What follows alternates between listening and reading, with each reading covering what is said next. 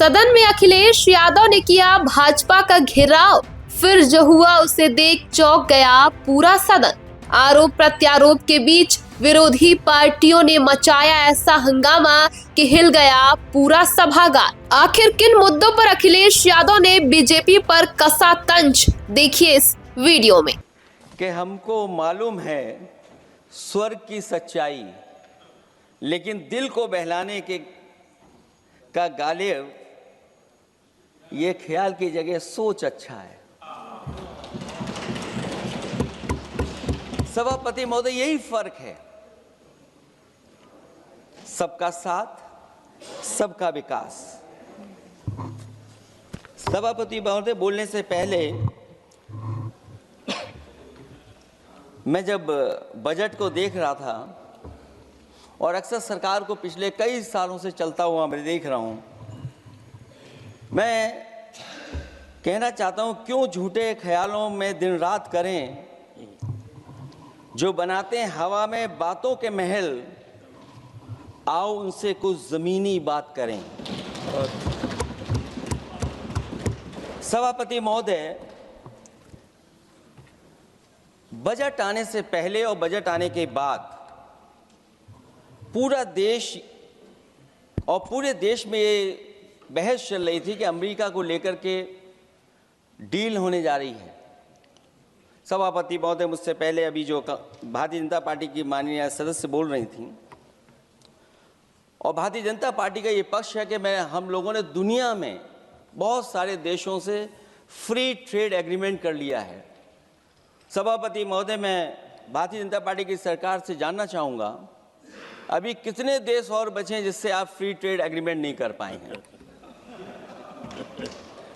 कुछ ऐसे भी देश बचे होंगे शायद जिनसे आपकी इच्छा होगी कि हम फ्री ट्रेड एग्रीमेंट कर लें। और सभापति महोदय, का फ्री ट्रेड एग्रीमेंट हो भी जाते हैं, जो लोग कभी रुपए के बारे में बहुत चिंता करते थे, कभी कभी उम्र से, कभी कभी दूसरे लोगों की उससे जोड़ देते थे, इतने सब फ्री ट्रेड एग्रीमेंट होने के बाद और अमेरिका से डील नहीं ढील हुई है, उसके बाद हमारा रुपया कहां पहुंचेगा? और अगर यही डील होनी थी तो 11 महीने इंतजार क्यों कराया? अगर यही डील होनी थी सभापति महोदय, तो 11 महीने किस बात का इंतजार था? हमारे कारोबारियों को या हमारे जितने भी उद्योग से जुड़े लोग हैं, उनके साथ ये परेशानी क्यों? बजट पर सबसे पहला सवाल यही है कि डील पहले बनी है बजट।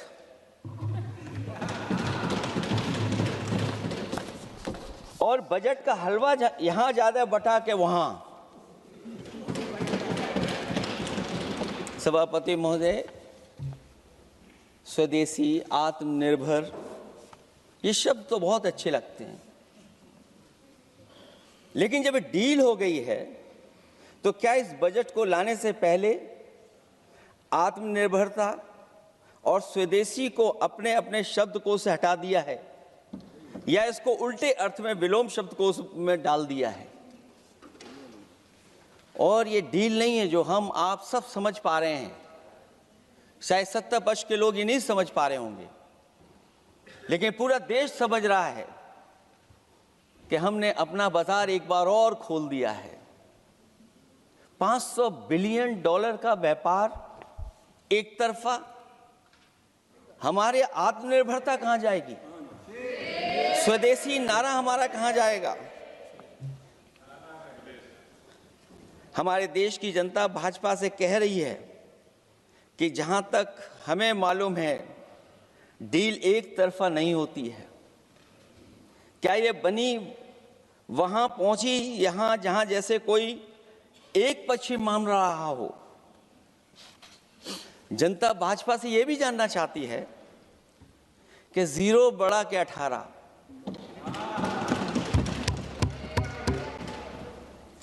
सभापति महोदय, भाजपा का समझौता गणित क्या यह है कि 18 0 के बराबर है? क्या 18 हमारा 0 के बराबर है? देश के किसानों, दुकानों, उद्योगों को बचाने के लिए खोखले शब्दों के अलावा भाजपा के पास कोई और सुरक्षा कवच या संरक्षण योजना है कि नहीं है। इसलिए मैं सभापति महोदय कहना चाहता हूं, ये बजट दिशाहीन है।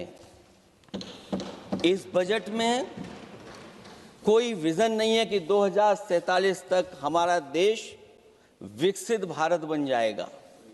और हम जैसे लोगों को, समाजवादियों को तो सरकार से पहले ही उम्मीद नहीं थी, और जिस सरकार से उम्मीद ना हो उसकी बजट से क्या उम्मीद होगी। इस बजट में पीडीए के लिए कुछ भी नहीं है।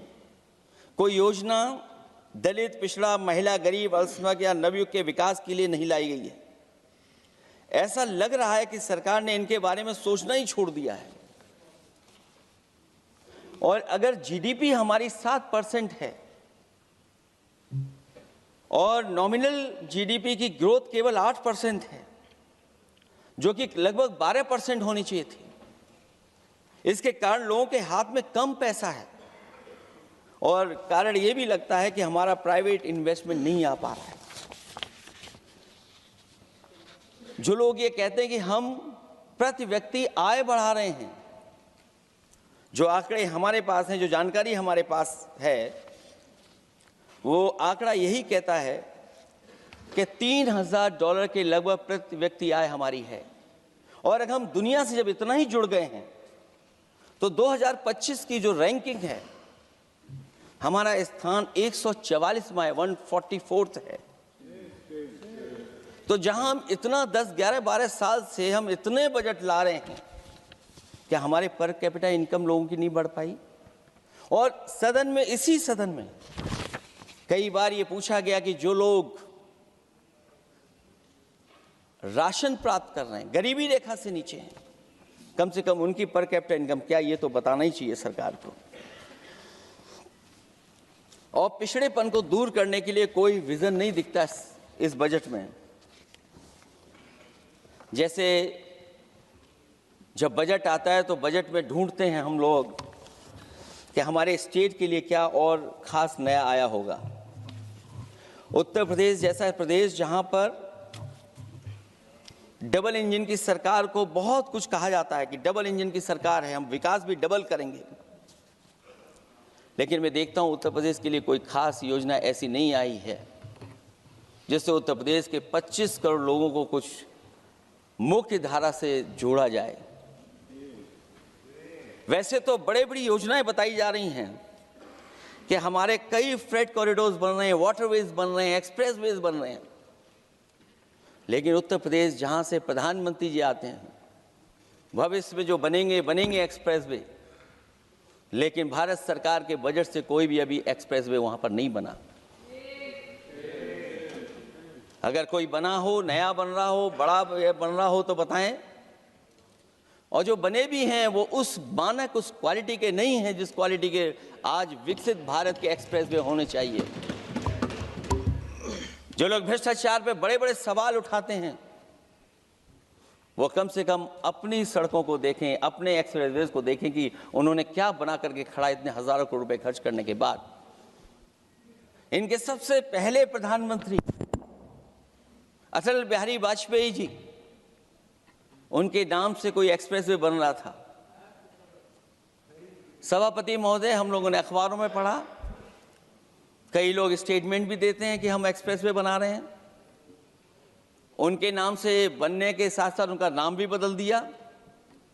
पहले वो चंबल एक्सप्रेसवे बन रहा था, फिर अटल जी के नाम से एक्सप्रेसवे बन रहा था। लगता है वो जमीन पर नहीं उतरा है, वो केवल कागजों पे बन रहा था। तो ये तो एक्सप्रेसवे की बात हुई। सबसे बड़ा सवाल ये है कि किसान को लेकर के इन्होंने कहा कि किसान की हम आय दोगुनी कर देंगे। आज हमारा किसान इस उदारीकरण में कहां खड़ा है? जिस किसान को लेकर के पूरे देश के सभी राजनीतिक दल चिंतित रहते हैं, इस डील के बाद हमारे किसानों का हाल क्या होगा? और जब सब कुछ विदेश से ही आएगा तो हमारा किसान भारत में क्या उगाएगा, जमीन पर क्या उगाएगा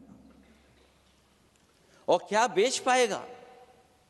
सभापति महोदय, सरकार ने बड़ा बड़ा बजट पेश किया, कहा कि हम एग्रीकल्चर इंफ्रास्ट्रक्चर तैयार करेंगे, एग्रीकल्चर इंफ्रास्ट्रक्चर से हम मंडियां तैयार करेंगे, बाजार तैयार करेंगे, एमएसपी लागू करेंगे। हमारे किसान जब काले कानून के खिलाफ लड़ रहे थे, बड़ी संख्या में जान चली गई, उसके बाद सरकार कहीं पीछे हटी और उन्होंने काले कानून वापस लिए। लेकिन आज भी किसानों को जो कानूनी गारंटी मिलनी चाहिए वो अभी तक एमएसपी की कानूनी गारंटी सरकार नहीं दे पाई है। और जो 23 क्रॉप और हॉर्टिकल्चर क्रॉप और दूध को लेकर के सरकार दावा करती कि हम सब्जियां इतना, हॉर्टिकल्चर क्रॉप्स हमारी इतनी ग्रो कर गई हैं, हम दुनिया में इतना पैदा कर रहे हैं। दूध के जब आंकड़े बताते हैं कि दुनिया में हम दूध का उत्पादन इतना कर रहे हैं, और अगर आपका बजट ही विकसित भारत का बजट है, तो हमारे हॉर्टिकल्चर क्रॉप्स और जो हमारा किसान दूध का उत्पादन कर रहा है, दूध का उत्पादन हो रहा है, उसके लिए एमएसपी की गारंटी कब देंगे आप लोग। और गारंटी हम लोग इसलिए मांग रहे हैं क्योंकि उसको घर कैसे बनाएगा, घर कैसे चलाएगा, अगर उसको लाभ नहीं मिलेगा, बच्चों को कैसे पढ़ाएगा, अपनी बेटियों को हंसी खुशी विदा कैसे कर पाएगा। और इधर तो जहां फसल की कीमत नहीं मिल पा रही है, सभापति महोदय, सोने के भाव कहां पहुंच गए हैं। पहले गरीब सोचता था जब हम अपनी बेटी की विदा करेंगे तो कुछ सोने का एक सामान खरीद करके दे देंगे उसको। जैसे जैसे बीजेपी की सरकार चली और आगे बढ़ती गई, 12 साल ऐसे हैं आ गए कि अब तो चांदी तो दूर, अगर यही सरकार चलती रही तो लोहे पर पीतल चढ़ाकर भी गरीब अपनी बेटी की विदाई नहीं करा पाएगा। कैसे अपने भविष्य के लिए 2 पैसे जमा कर पाएगा, मतलब आज क्या खाएगा, कल के लिए क्या बचा पाएगा। ये किसानों के बड़े सवाल हैं। भाजपाई किसानों को लाभ नहीं पहुंचाना चाहते हैं, ये किसी और को लाभ पहुंचाना चाहते हैं। कुछ अदृश्य लोग हैं जिनको लाभ पहुंचाना चाहते हैं, क्योंकि इनका बजट, जो बजट बनाते हैं, वो आम जनता का ना उसमें जिक्र है ना फिक्र रहती है। और अगर फिक्र होती उनको तो किसान की खाद समय पर मिल जाती उन्हें, उनको बीज समय पर मिल जाता, सस्ती बिजली उपलब्ध हो जाती, सिंचाई या सिंचाई मुफ्त हो जाती थी। और मुझे याद है सभापति महोदय, समाजवादी सरकार में हम लोगों ने किसानों की सिंचाई मुफ्त करने के भी फैसले लिए। कीटनाशक दवाइयां कितनी महंगी हैं और सरकार ने किसानों को अपने हाल पे छोड़ दिया। मंडियों पे कहीं कोई खरीद नहीं है, और अगर खरीद हुई है तो सरकार बताए कि धान, आलू या गेहूं की खरीद में तो मिल जाती है उसको कीमत, लेकिन धान और आलू जैसी फसलों पर कोई सरकार कीमत नहीं दे पा रही है। महंगाई बेतहाशा बढ़ने पर भी इस बजट में जनता को टैक्स में न छूट देना टैक्स शोषण है। अमीरों के काम, कारोबार और घूमने फिरने पर 10 तरह की छूटें दी गई हैं, लेकिन बेकारी, बेरोजगारी से जूझ रहे लोगों की उम्मीदों की थाली खाली है।